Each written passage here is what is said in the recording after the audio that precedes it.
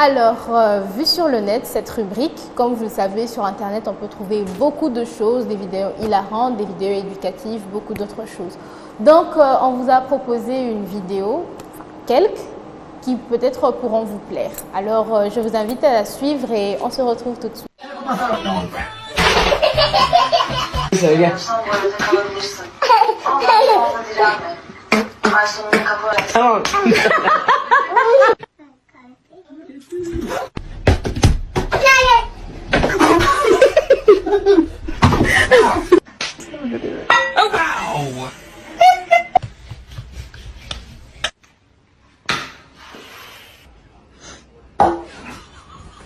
Easton, it was on everything. So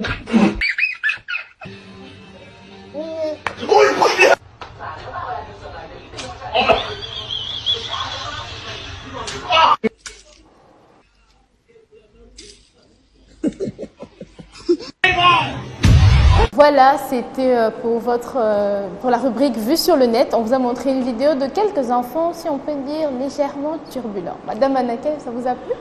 Un enfant turbulent, ça dénote d'un cerveau qui tourne bien. Moi, je suis fille de psychologue, ma mère est psychologue. Madame Anakel, qu'est-ce que vous n'avez pas fait? Non, c'est pas que j'ai fait. Non, mais qu'est-ce J'ai que juste vous avez bénéficié. Moi, je n'ai pas fait psychologie, j'ai juste bénéficié. Je suis fille de psychologue. Et ma mère me disait toujours, elle est en vie, excuse-moi, elle n'est pas kin. Parce que quand je l'utilise au passé, on peut croire qu'elle n'est plus là. Hein. Dieu merci. Elle vous dit... Et oui, elle est là, mais elle n'est pas à Kinshasa. Elle dit, l'éducation, c'est l'exemple. Les enfants ne font pas ce qu'on leur dit. Ce qu'on leur dit, excuse-moi. Les enfants font ce qu'ils voient. Il y a au Tibet un des Dalai Lama aussi qui a dit une fois, si tu veux connaître quelqu'un, n'écoute pas ce qu'il dit, regarde ce qu'il fait. Tu vas te rendre compte qu'il y a beaucoup de gens qui ne disent pas exactement ce qu'ils sont. Mais quand vous les observez, vous comprenez leur comportement. Et les enfants sont comme ça. Ils imitent ce que les adultes font. Parce qu'à ce moment, si la langue n'est pas encore très maîtrisée. Donc c'est facile, à partir de l'image, de faire exactement ce que l'adulte fait. Voilà les résultats. Donc ce qu'ils font, ça veut dire que c'est l'adulte qui l'avait fait avant. Oui, mais... Si l'enfant a tapé, ça veut dire que l'adulte l'avait tapé. Maintenant, il faut socialiser. Pour socialiser, on commence à dire à l'enfant, il ne faut pas taper. Mais avant de dire à l'enfant, il ne faut pas taper, il faut commencer par ne pas taper. Voilà.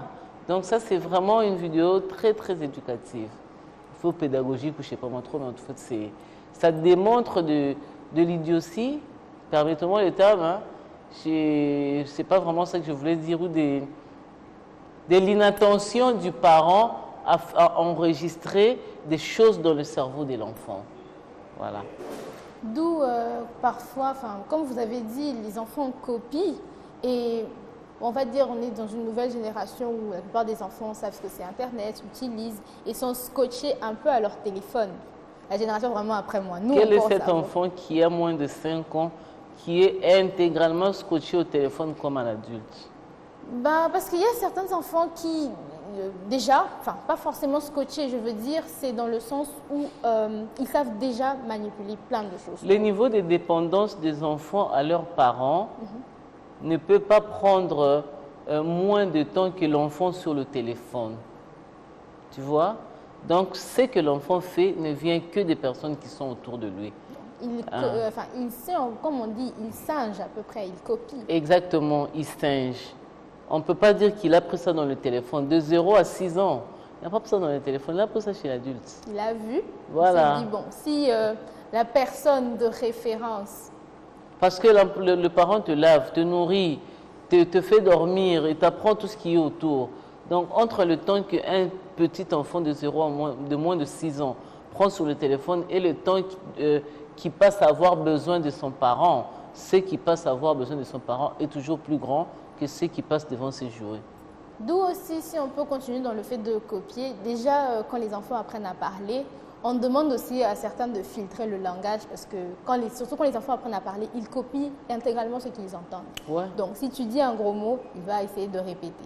Si tu dis bonjour, il va essayer de répéter. Effectivement, je te raconte une histoire bête, mais ça reste quand même assez flagrant. Un enfant une fille et un petit garçon, à la maison, il faut expliquer aux enfants l'anatomie génitale normalement sans mettre trop de tabous et donner peut-être un nom parce que les tabous demeurent dans toutes les civilisations. Et le papa dit à l'enfant que non, quand tu veux faire pipi, ça s'appelle le respect. Le visiteur vient, il dit, mais toi, tu n'as pas de respect, pourquoi tu ne me salues pas? Tu passes et tu repasses, tu n'as pas de respect. Il dit, non, j'en ai. Il enlève son pantalon. Il enlève son pantalon? Oui, pour dire, voilà, moi j'en ai. Papa m'a dit que c'est ça que ça s'appelle. Donc, quand on dit on éduque un enfant, il faut savoir, c'est quoi le tabou, où le placer. Parce que le tabou, c'est vrai, on ne va pas le prendre seulement du côté péjoratif. Hein. Il a quand même aussi un bon sens d'un autre côté. Et savoir dire à l'enfant exactement des choses sans le mettre dans des circonstances où il sera ridicule après. Donc, voilà. Donc, expliciter clairement à l'enfant, enfin, selon son niveau aussi, de lui apprendre un peu la vie. Obligé. Sans trop de tabous tout autour, on va dire. En respectant les tabous, mais sans trop de tabous. Parce que bon, ça fait un contrepoids. Tempérer en fait. Exactement, c'est ça le mot. Et puis français. Hein. Les livres.